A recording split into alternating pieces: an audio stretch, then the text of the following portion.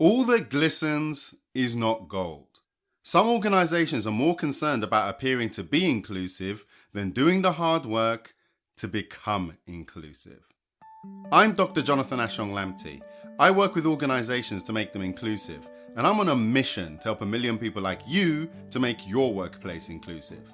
Get your pen and paper ready, because I'm going to explain why relying on credibility indicators to show you're inclusive is a huge mistake that can take you away from actually becoming inclusive. This is the 5th in a series of shows about the 7 biggest mistakes that organizations make on their inclusion journey. 7 predictable errors that I consistently find in organizations. There's every chance that you're making this mistake and that it's compromising your inclusion efforts. Make sure you check out the other shows in the series, because it can make all the difference to your success. Everyone likes a good award ceremony. I don't know about you, but I'm a massive fan of the Oscars. I watch them live every single year. I'm one of those people who will be watching the whole thing. Don't forget, the show is broadcast in Los Angeles. I spend most of my time in London, so I have to stay up all night to watch it. It's the biggest night in Hollywood, and if you win an Oscar, wow, it can change your career forever. That said, you don't even need to win. If you're an Academy Award nominee, that will change your life. If you watch a film trailer and it's got a few Academy Award winners and Academy Award nominees, you start to think, this might be a good film. The film industry relies on this and other tricks in order to get us to watch movies. Now you're thinking, why are we talking about the Oscars? Why are we talking about films instead of diversity and inclusion? It's because I want to impress on you the importance of credibility and how the perception of being credible matters. Hollywood isn't the only place where credibility indicators matter. When it comes to diversity and inclusion, organizations will try and collect as many credibility indicators as possible in order to build trust. That's why credibility is important. It builds trust. It means you're believable. The word credibility itself has a Latin root. Credo means I believe. I speak a bit of Portuguese, and acreditar is the verb to believe. Why does this matter? Organizations want to be believed when they say diversity and inclusion is a priority. They want to be believed when they say that diversity and inclusion matters to them. They want to be believed when they say diversity and inclusion is something that they take seriously. But appearances can be deceiving.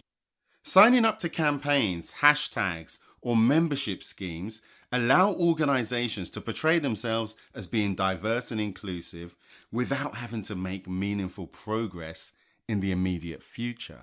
Being a little bit provocative and challenging accepted ways of thinking is one of our core values here. But let me be clear, there is nothing wrong with any credibility indicators if they help you to move towards your inclusion goal.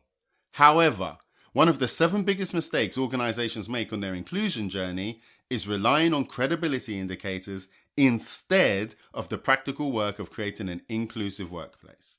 Some leaders think that declaring a commitment to diversity and inclusion in their recruitment literature or in a public announcement is enough to say that they're getting it right.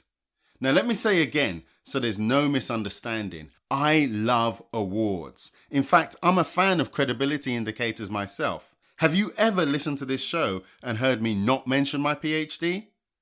Having a PhD is a massive credibility indicator for me. Even if you know nothing about me, superficially, it appears as if you should take me seriously. But if you're a regular listener, then you're one of us. And you know that for us, that's just not enough.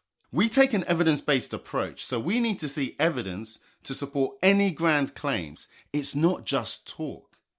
I was in Lisbon last week and I was with a very close friend of mine. He was having a laugh at my expense because on my LinkedIn profile, it says that I'm a protagonist. I guess that's my grand claim. A quick Google search will tell you that a protagonist is an advocate or champion of a particular cause or idea. So where's the evidence? Well, you can check out my PhD thesis and other research yourself to see if it's any good. The methods section is so detailed that you can conduct the research yourself if you wanted to. I've got a consultancy that works with organizations to make them inclusive. I advise policymakers on issues related to diversity and inclusion. Every month, I put a day aside to speak with people like you about diversity and inclusion. Every week, I'm here informing and educating you using applied research and thought leadership. I've even created a group on LinkedIn just to discuss the issues that are raised here. And of course, I'm writing a book to help me on my mission to help 1 million people like you to make the workplace inclusive.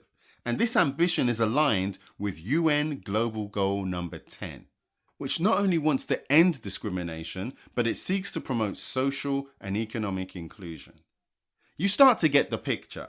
So when you encounter a company that's won an award or some other high-profile activity, it may be useful to ask the question, what else are you doing to show that you're inclusive? Something that's specific to them. Just now, I slipped in a credibility indicator about the UN Global Goal number 10. A lot of people who work in the field of diversity and inclusion, they can say that. They can say they want to end discrimination and to see social inclusion.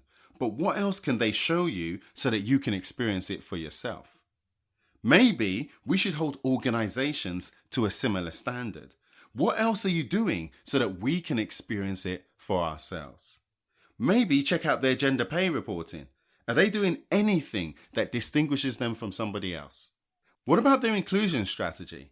Outside of saying how important it is, do they have a plan that is specific to their organization? What about their employee resource groups?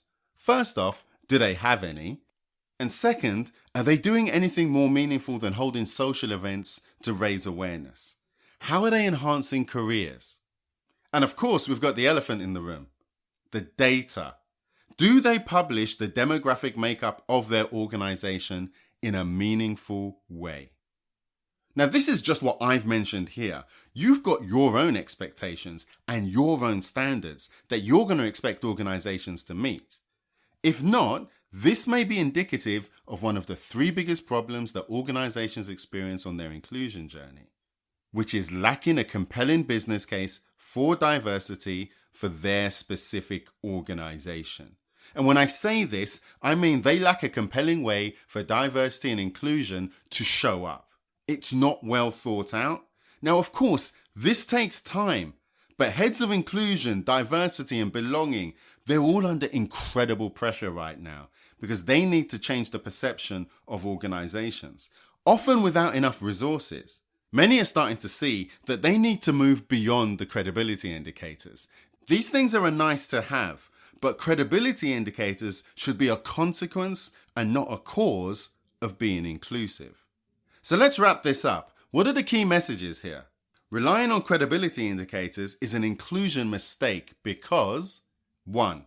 Appearing inclusive and being inclusive are not the same thing. 2. Investing in credibility indicators can take resources away from inclusion work. And 3. Organizations can mask their lack of progress with high-profile, shiny objects. So what do you think? Do you see anyone relying too much on credibility indicators? Get in touch or leave a message. I would love to hear from you. If you've learned something from today's show, you should sign up to our insider list on our website. It's free and you can stay ahead of the pack and get the best of everything I produce. Thanks for listening, and I'll see you in the next episode.